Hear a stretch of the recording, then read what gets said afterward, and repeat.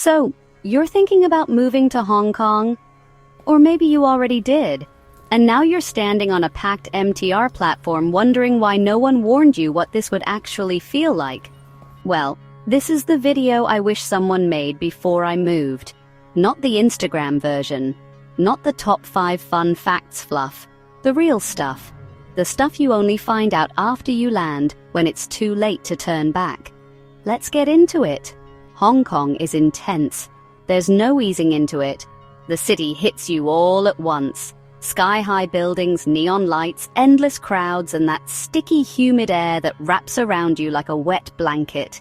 Everything moves fast. People walk fast. Trains arrive every minute. Decisions happen quickly. But if you don't keep up, the city doesn't wait for you.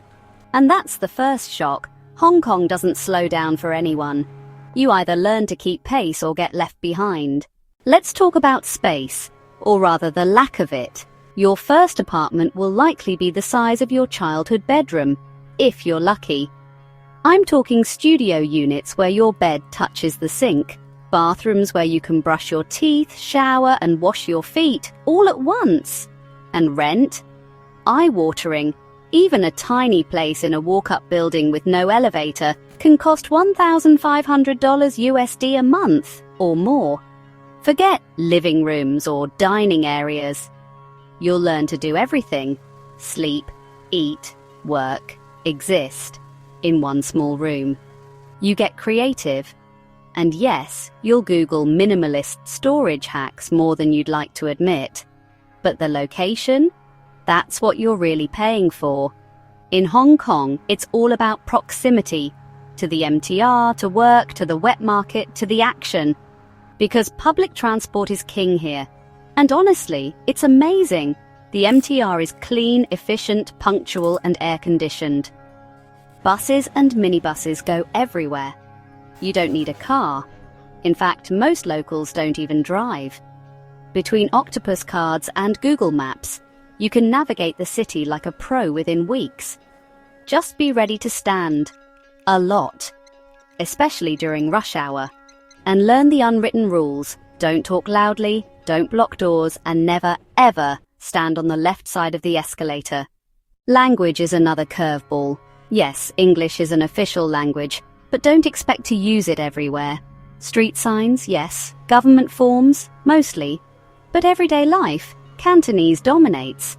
In wet markets, local shops, taxis, it's all Cantonese. And it's not an easy language to pick up.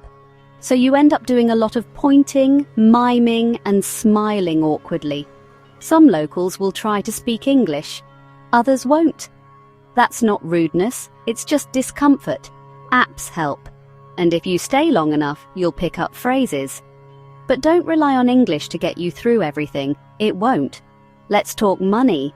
Because Hong Kong bleeds your wallet in ways you never expect. The rent is already wild. But groceries? Surprisingly expensive. Especially if you're trying to eat how you did back home. Cereal, cheese, avocados, hummus. Imported items are priced like luxury goods. You'll start questioning your life choices every time you see a $12 box of blueberries. But, and this is important, you can eat out cheaply. Local diners, cha-chan tengs, street food stalls. You can get a full meal for $5, $7 USD, and it's delicious. Dim sum, roast meats, noodles, congee, this is where Hong Kong shines. So the key to surviving financially here, don't cook like a Westerner, eat like a local, or go broke trying not to. Work culture here is a beast of its own. Long hours are normal. Overtime is expected. And even if you're done with your work by 5 p.m., you might not leave until your boss does. There's a high-pressure, high-performance environment, especially in finance, law, or big business sectors. You're constantly evaluated and compared. But here's the flip side. Salaries are high, taxes are low. If you play it right, you can save a good chunk of money, if you're not burning out in the process. Work-life balance is still evolving in Hong Kong. Some companies are modernizing, many aren't, so choose wisely. Let's talk weather. It's either hot and humid or hot and raining. And when it rains, It's biblical. From May to September, the humidity can hit 90%. Stepping outside feels like walking into a steam room. You sweat instantly, and it doesn't stop. Then there's typhoon season. Level 8 typhoon warnings mean the city shuts down, schools close, offices empty, and everyone goes home to watch the news while the wind tries to rip your windows off. Winter? Short and surprisingly cold indoors, because most apartments don't have heating. You'll wear jackets inside your house. It's weird, but normal. Now, here's something you don't hear often. Life in Hong Kong can be emotionally draining. The city is intense. It's crowded, loud, high pressure, and sometimes kind of lonely. People keep to themselves. Friendships take time. Locals have their own tight-knit circles. Expats come and go. It can feel hard to find your place, especially in the beginning. You'll need to put yourself out there, join meetups, talk to co-workers, connect with other expats. It won't be easy, but it'll be worth it. Because once you do find your tribe, life feels completely different. Let's talk freedom and restrictions.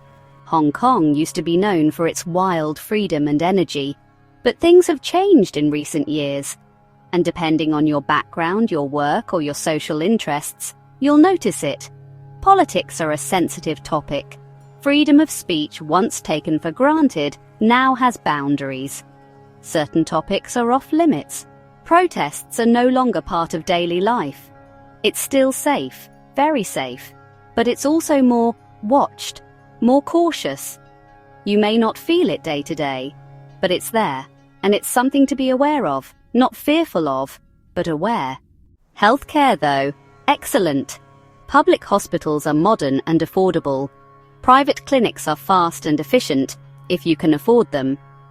Most expats get private insurance through work.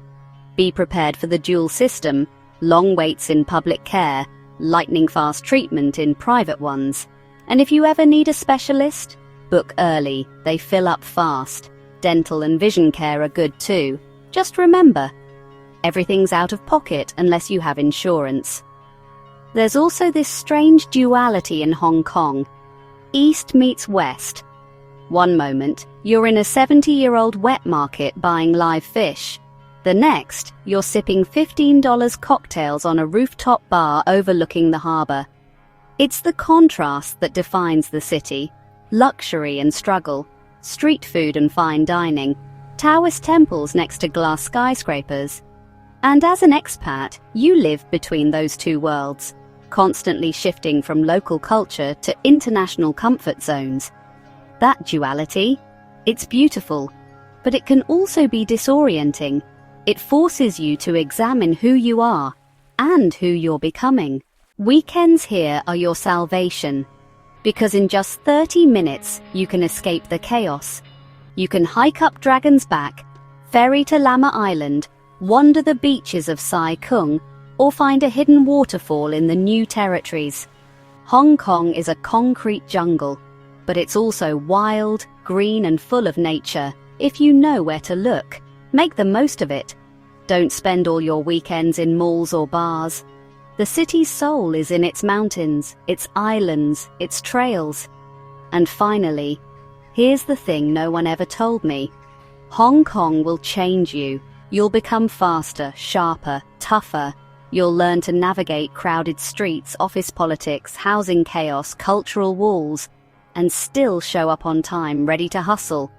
You'll learn resilience. You'll learn patience. You'll become someone who can thrive anywhere. But it will test you. And you'll need to check in with yourself. Are you adapting? Or are you disappearing?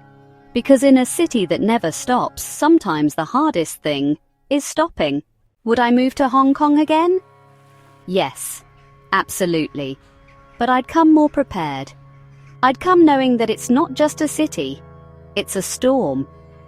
And if you can survive the storm, you'll find something rare. A place that challenges you, shapes you, rewards you, but never coddles you. So if you're planning to move here, welcome. But buckle up, because Hong Kong doesn't slow down for anyone. And honestly, that's kind of the beauty of it. Thanks for watching. Drop your Hong Kong questions or experiences in the comments. Like, subscribe, and share this with someone moving here soon. I'll see you in the next one.